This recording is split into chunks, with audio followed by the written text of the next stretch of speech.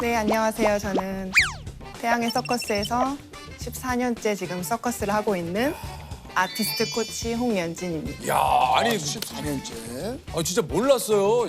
태양의 서커스에 우리 한국 단원 분이 계시던데 계신다는 거 진짜 네. 몰랐어요. 네, 그래서 나왔어요. 연진아 멋있다. 연진아. 그러네요. 예. 연진이 화이팅! 예. 요즘 연진이가 아유 뭐 많이들 찾아주세요. 예, 그죠? 예.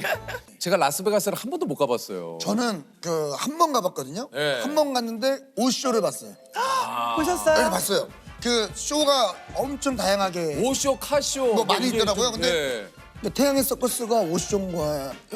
아니, 태양의 서커스 안에 다양한 쇼가 있는 거죠? 네, 맞아요. 아, 태양의 서커스 안에 있는 게 그 오쇼군요. 네, 태양의 서커스 안에 19개 정도의 공연이 지금 우와. 전 세계적으로 투어도 다니고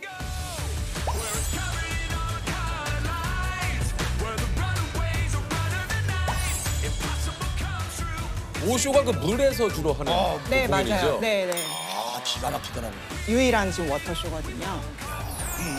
이게 오가 프렌치로는 스펠링이 다르지만 오라고 부르거든요, 물을. 아, 그래서 네. 오쇼구나. 라스베가스에 있는 쇼들 중에 흥행 1위 맞습니까? 네, 네, 맞아요. 태양의 서커스 단원이 되게 되면 그 뭐 저희가 늘 여쭤봅니다. 그러니까 베네핏 같은 게 혜택. 일단 가족 할인 뭐 이런 거 좀 있습니까? 제가 제일 좋아하는 베네핏은 지인이 오면은 백스테이지를 보여드릴 수가 있어요. 여기가 제 자리고요.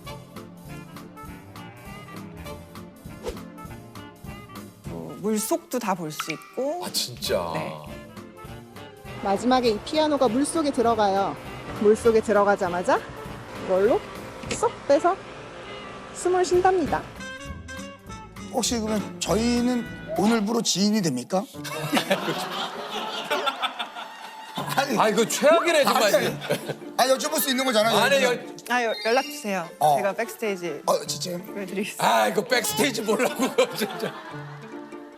아니 요거 최근에 우리 그 제이홉과 지인도 요걸 좀 보러 갔다고요. 네네. 그 콘서트 끝나고 회사에 연락을 주셔가지고 오셨더라고요. 그랬구나. 안녕하세요. 저 한국 사람인데 공연 재밌게 보세요. 이랬더니 어. 놀라면서 열심히 하세요. 화이팅! 막 이러고 올라가셨어요. 우리 또. 할리우드 스타들도 많이 오지 않습니까, 보러? 네, 맞아요. 백스테이지 오셔가지고 같이 사진도 찍고 가시고. 혹시 뭐 기억에 남는 분이 계세요?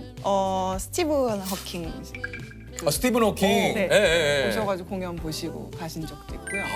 박사님. 네, 예, 박사님. 박사님. 예. 그분도 오시고. 그 공연은 진짜 죽기 전에 봐야 되니까. 조셉이 아까 계속 대기실에서 죽기 전에 봐야 하는 수라고. 그래서 조셉이 그걸 봤다는 거예요. 그래서 내가 그럼 이제 조셉 편안히 가면 되겠네. 근데 예. 제가 그 쇼를 가기 전부터 죽기 전에 봐야 된다고 하는데 뭐 어떤 쇼길래라고 했는데 진짜 그러니까 함께 하시는 분들이 한 몇 분 정도 계십니까? 지금 아티스트는 한 80명 정도 되고요. 지금 23개국에서 와 있어요. 보통 막 여기 이제 올림픽 금메달리스트도 계시고 좀 그 얘기를 들었어요. 맞습니까? 네, 지금 올림픽 금메달리스트도 계셨고요. 저희 20명의 팀원들이 다 각국에서 국가대표 선수들이에요. 그게 아니면 그러면 연진님도 원래 네, 저도 국가대표. 싱크로나이즈 국가대표 네, 네. 선수셨어요? 원래 연진 씨도 그 싱크로나이즈 국가대표셨어요? 네, 한국에서 국가대표 선수로 생활을 하다가 2003년도에 세계 선수권도 나가고 네. 2004년도에 아테네 올림픽 결승 준비를 하다가 네. 결승은 못 나갔고요. 준비는 했지만 그럴 수 있죠. 네, 네. 예. 열심히 했으니까요. 네, 그럼요, 당연히. 태양의 서커스에 가야겠다. 이렇게 마음을 좀 어떻게 먹게 되신 건지. 은퇴를 하면은 제가 할 수 있는 일이 없더라고요.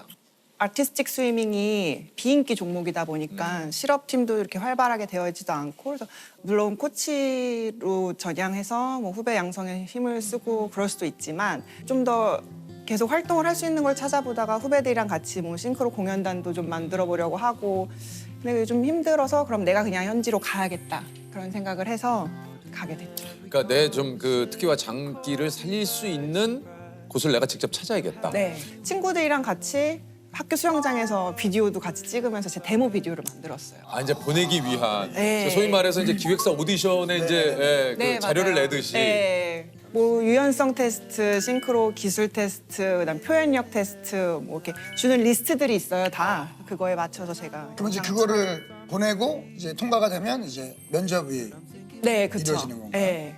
그게 몇 년도였습니까? 2009년도, 2008년도에 제가 보내고 한 8개월 정도를 기다렸어요. 답이 올 때까지 8개월을요? 네. 그러면 그 8개월 동안 뭐 하셨습니까, 연지 씨? 8개월 동안 명절 스트레스만 받고 있었죠. 왜냐면 그 8개월 안에는 명절이 한 번은 들어가거든요. 무조건. 그때는 저 세상을 다 잃은 것 같았어요. 왜냐면 제가 제일 잘하는 그 무언가를 못하게 되는 거잖아요. 내가 컴퓨터로 켜고 왜 알아봐야 되지? 내가 제일 잘하는 게 있는데 그런 생각도 많이 들고 되게 절망감도 많이 느꼈다가 아 그러면은 내가 제일 잘하는 이걸로 제일 좋아하는 이걸로 길을 찾아보자 그러면서 좀 알아보기 시작한 것 같아요. 8개월 기다리는 도중에 또 엄마랑 할머니랑 같이 미국에 와서 공연을 보기도 했었어요. 근데 그때도 수영복 다 챙겨갔어요. 혹시 뭐 직원분들 만나면 오디션 보냐고 물어보고 혹시라도 기회가 있을까 봐. 근데 그때 공연 보고 일어나질 못했던 것 같아요. 나도 충분히 할 수 있는 일인데 왜 나는 아직 연락이 안 오나. 막 그런 생각 때문에 되게 많이 공연 끝나고 많이 슬펐어요. 너무 하고 싶어서 더.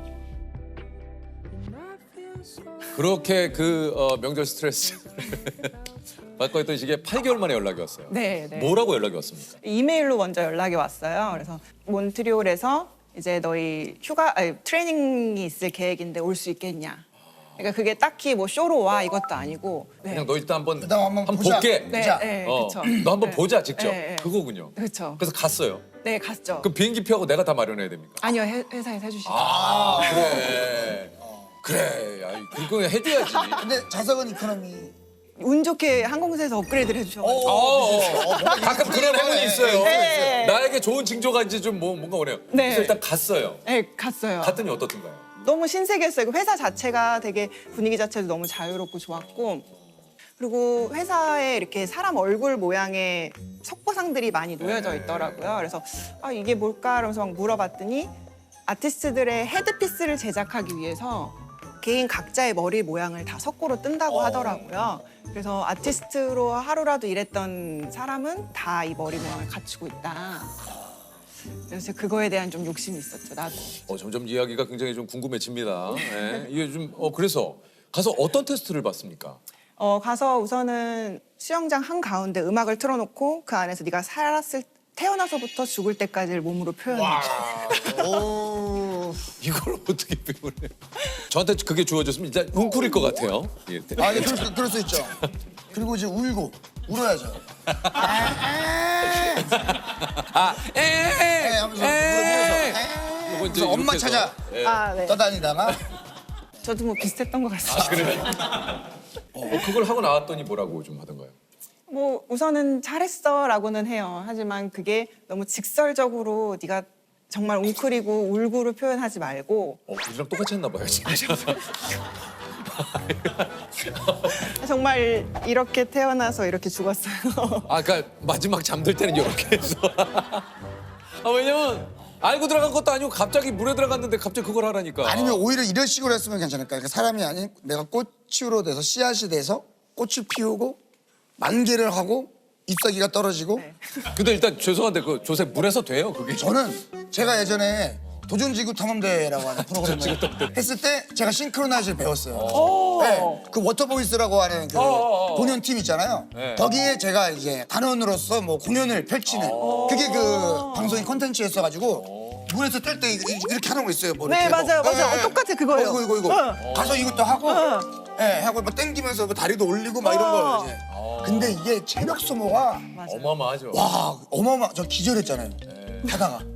진짜. 진짜 이게 보기에도 화려하지만 이 속은 더 화려해요. 이게 손이. 아니 어쨌든 그렇게 이제 첫 테스트를 마치고 그 이후에는 어떤 일들이 좀 펼쳐졌나요? 그러니까 우선은 제가 2달 정도 트레이닝을 잡고 네. 갔어요. 근데 저랑 일본 친구랑 둘이서 트레이닝을 받고 있었는데 너무 급하게 베가스에서 인원이 필요한 상황이어가지고 그때 둘 중에 한 명이 투입이 돼야 바로- 되는 상황이에요? 네, 바로 투입이 돼야 되는 상황이었죠. 이야.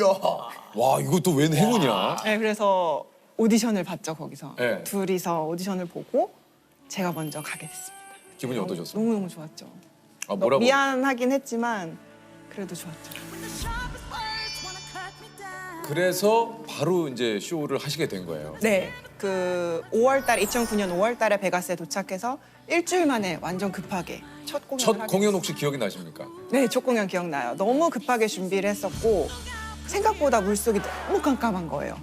그래가지고 앞을 보고 나와야 되는 혼자 뒤에 보고 나오고 그런 실수를 좀 했어요. 방향 다르게 나오고. 그러니까 그 이후로는 이제 정식 단원이 된 거죠.